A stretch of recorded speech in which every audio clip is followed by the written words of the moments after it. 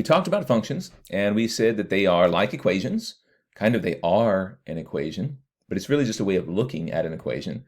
So what we call the equation of a function, or the equation that gives us that function, is a function rule.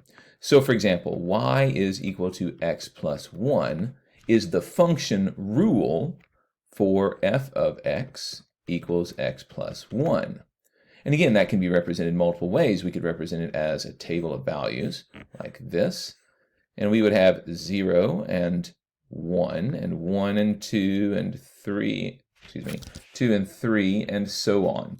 So this is one way to represent our function. The rule is the equation that gives us that value. So that's our function rule. This is the function. This is also the function if we were to graph it. You could also see that function there. So 0, 1, 1, 2, 2, 3, right? And you see that function that way as well. But the rule is the equation. So what we're going to do is we are going to create a rule for these values. If it helps you, you can look at these. You can recognize that this is an x value and that's a y value. And this is an x value. I'm going to call it x1 and y1. And then this is x2 and y2 and x3 and y3. Each one of them is an xy pair. So for right now, in this moment, I'm going to write them out as a table of values. You don't have to do this on every one, but I'm going to do it for this one. So we've got a table of values, and we've got 0, 0, 1, 1, 2, 4, and 3, 9. What function rule will give that to us? Well, the first thing let's ask is it a linear function?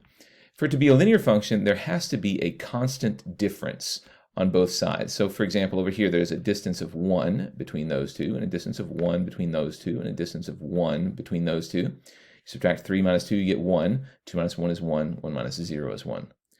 On the right-hand side, again, for this to be linear, it has to be a constant difference on both sides.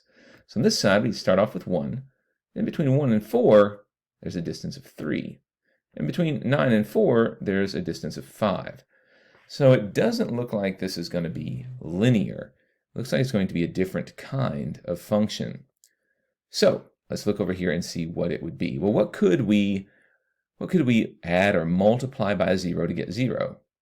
Well, pretty much anything, right? Anything times 0 is 0. That won't help us. What can we multiply by 1 that would give us 1, or multiply and add?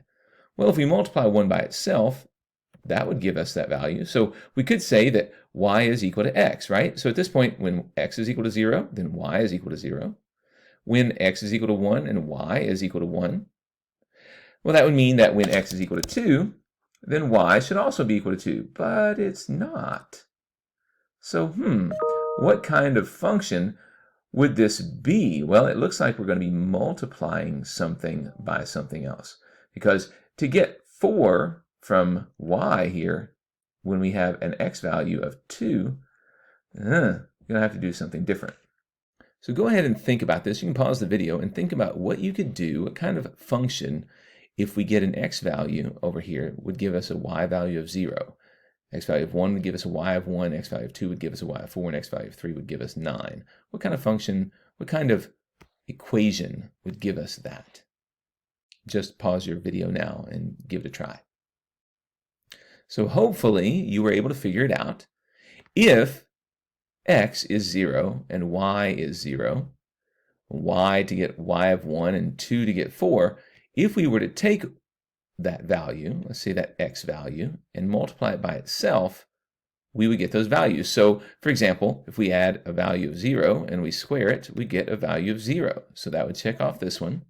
A value of 1 squared is equal to 1, so that is a value correct. 2 squared is equal to 4, so 2 raised to the second power is 4, that checks out. And then 3 raised to the second power is equal to 9, so that checks out as well.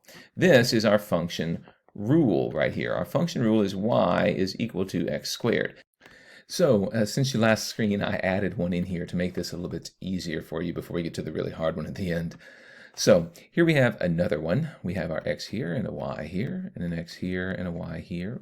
1 and 1. x2, y2, x3, y3. All right, so what's happening? What would be our rule for this function? What can we do to y to get 1? Well, we could take 0 and add 1 to it. We could try y is equal to x plus 1.